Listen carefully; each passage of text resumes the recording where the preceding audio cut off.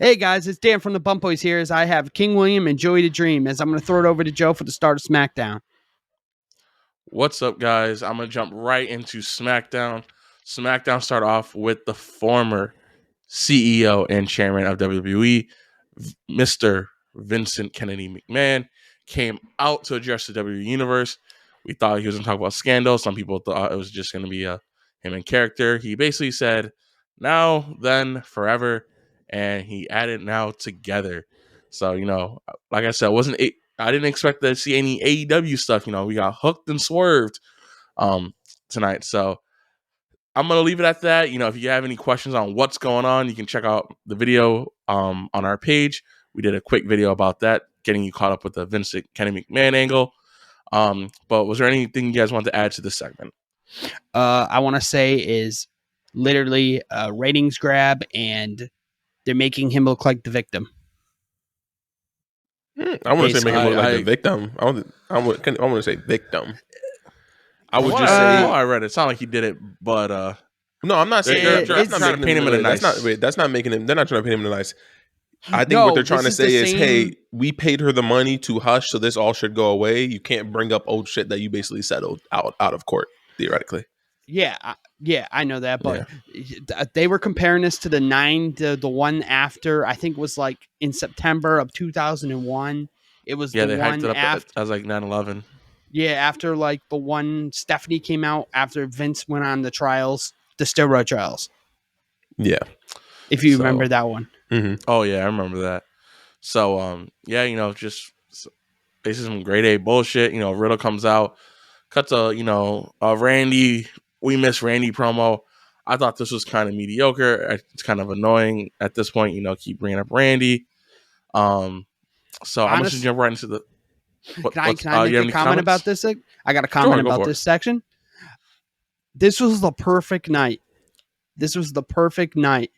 If anything, if Randy's hurt, I'll put the quotes on hurt because I don't know I know they say he's had surgery, but this was the perfect night, especially if he was dedicating the match to have Randy screw him. Especially if he kept talking about him. Yeah, if he, from the reports I read, that he's pretty hurt and he's done for a while, at least this year. But I agree, storyline, this would have been great. Would have pushed us right into SummerSlam, and it would have been a nice couple weeks for a build. Is there any other comments on this segment? Nope. Not for me. All right.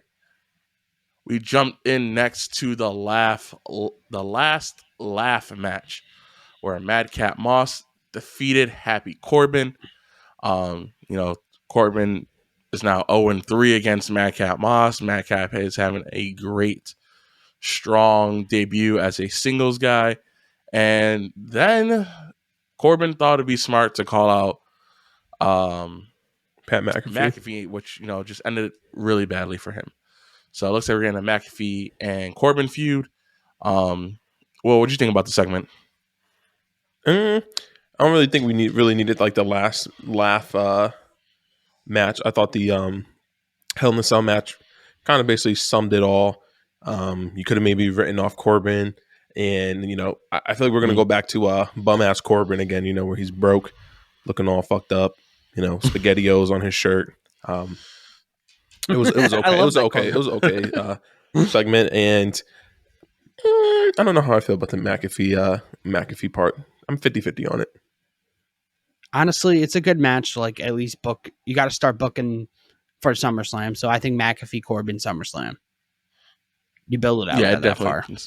I definitely seen them able to build something and after do what something. They saw, after what McAfee did at the WrestleMania, having that great match with Theory, at least you can do is he's got good chemistry with McAfee. They were teammates back in like training camp. So back when they were on the Colts.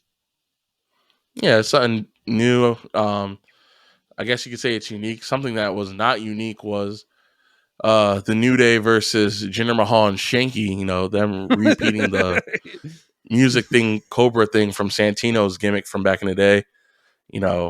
Shanky and Jinder lose, of course, and of course Jinder and Shanky are, having some turmoil and stuff like that. This segment was pretty bad, so I'm actually just gonna skip it if that's cool with you guys. Oh yeah, I just think Shaky's hilarious.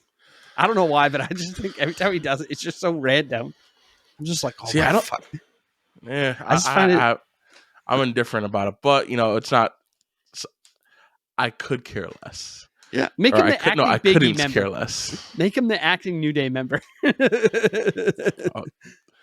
Anyway, I'm gonna jump right into the next promo. We had Sheamus and Drew McIntyre for the Money in the Bank qualifier. Basically, Adam Pearce says they're both in the match, which doesn't make sense because if you planned this ahead of time, you would have had to have only one winner, so someone's getting screwed out later on. So it made no sense to me. And I just didn't like the decision. Will, any comments on that? On what part? My bad. Spaced out. I was spacing Drew out. My bad. McIntyre and the Sheamus promo. I don't know. It's kind of. I don't know. I don't think it was a good segment. I thought it was kind of like iffy. It's 50-50. You kind of just knew that they were both going to be in the Money in the Bank. Mm-hmm. So yeah. I'm excited for both of them to be in it. Anything? Oh, my bad. I still think my decision, I'm still sticking with my guns. I still think it's going to be Seth that wins it anyway. So I think either Sheamus and Drew are just going to take each other out in the match anyway. That's what's going to lead to. I think having Drew in there is kind of useless, especially if he's getting Castle. There's no point of having him in this match, in my opinion. Honestly, I think it just makes it think that, oh, maybe Drew can win it.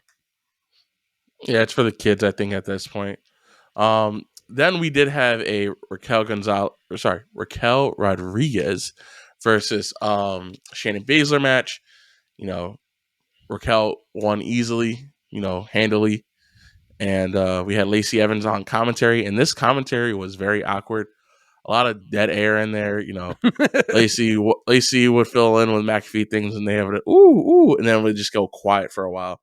And the questions McAfee were asking were just kind of like ridiculous, do you care about the match? Do you know any submissions, or do you like wrestling with people with submissions? It was just kind of like it made him look kind of like foolish, in my opinion. So I didn't like it. Dan, what was your opinion on this? Honestly, the biggest part was making Raquel into a star. Yeah, I don't know. I don't feel like she's a star yet. She's decent. I feel like they're giving her a gimmick, and I'm just not into it, to be honest. She's better off as a heel. I think this face gimmick's she's way too happy. Yeah, I don't think I've seen her smile too much, and it's kind of weird. Oh yeah, they're making her smile way too much. But Will, you have any thoughts on this? Hey, Will, do you have any thoughts on this? No, you good. You all said everything. Okay. And then finally, we had our main event: Riddle versus Roman Reigns. Not much to say. Roman retains, and we had a returning Brock Lesnar come up and attack the Bloodline. I don't really have much to say about this. I'm kind of getting stale from the Universal title picture, so I'm just kind of numb to it. Can I make my comment? Okay. Go for it. Okay, guys. I'm about to go off. So, really, WWE? How many times can we do this? How many times does it have to be SummerSlam or WrestleMania? Roman, Brock. Roman, Brock. Roman, Brock. It's like that meme where it showed them two fighting to the end of the earth. It's like the two old ass men. It's going to be like 2046. It's going to be old man Brock versus old man Roman fighting for fighting for this title, and it's going to get annoying as fuck. Unless they're righting the wrong, because I also heard that they fucked up. There's about how Brock, when Roman got both titles, they were originally supposed to. Roman did not sign that deal. They didn't know Roman was going to go on a shorter schedule like Brock does. So maybe they're trying to break the belts up again. Maybe they're trying to separate them, because Mr. Money in the Bank could separate them. Because remember, he can only cash in on one belt. That's a good point. Well, I think right now they're building it as the universal, so it's a status, it's a one-time thing. I just don't know if I want to, like, it's going to be a good match regardless, Brock and Roman. It's going to have my attention. It's going to sell seats. I'm going to watch it. But You I have to. just, I have to. It's like I said, we made a whole thing about it. You know, it's much watch TV. You have to watch it. Yeah. But it's just like, why? Like, we just did this. It was literally a couple months ago, like, what, 10 weeks ago? Yeah. I just don't. I'm just done with it. You know, SummerSlam is WWE likes fucking swerving us, and I'm just done with it. But, Will, your thoughts on this?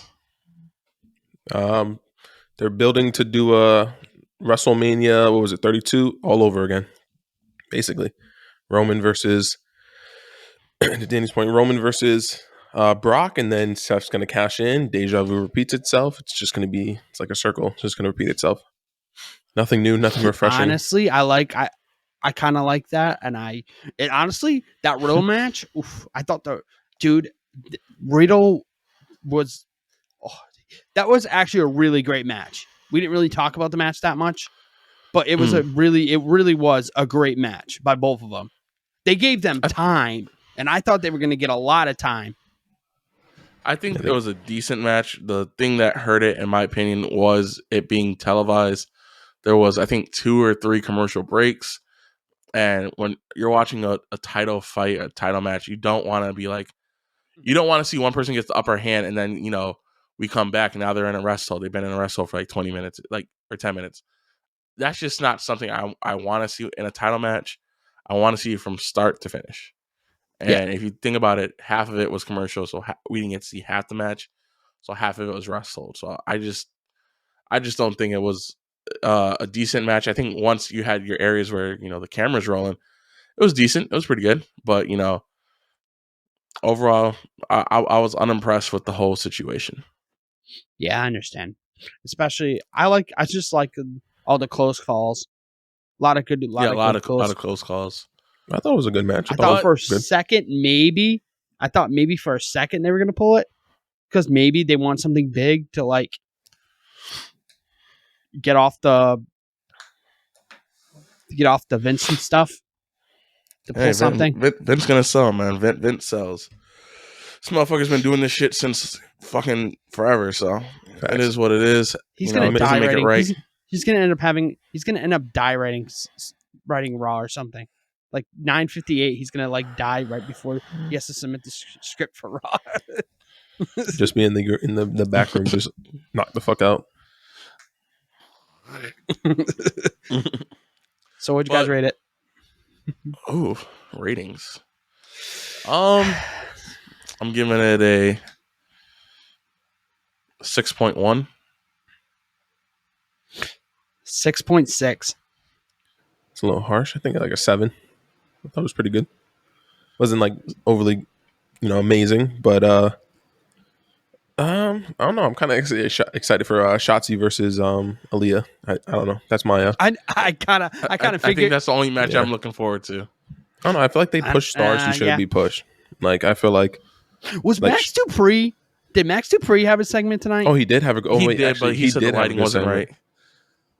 He's the best talker on SmackDown, man. Maybe as good as Roman. Like his segments and like the way he talks, like I said, I enjoy his segments, but I kind of missed that. I think I was eating dinner at the time. It was a good segment. It's just like everything's the lighting isn't the way it should be. It's not the lighting's not gonna pop. Because guys, if they don't pop, I don't eat. Rise up, gonna get higher and higher. If the pecs aren't popping, I'm not eating. Let's just say it was a good. He makes good segments, but I'm excited for next week. Aaliyah versus Shotzi. Shotzi had a fire picture that they took for the WrestleMania, the Money in the Bank qualifier on SmackDown. Like she just has this look. Maybe they'll take her and put her in the Sasha Banks role. Because honestly, if you look at her and Sasha, they're very similar. The look, the hair, the way they move around the ring. She could be the next Sasha Banks, and I think it would work. Yeah, I could see that. So, any last comment or concerns? Nope. For me. All right, well, lead us out, man. It's been the Boys. Peace. Peace. Peace.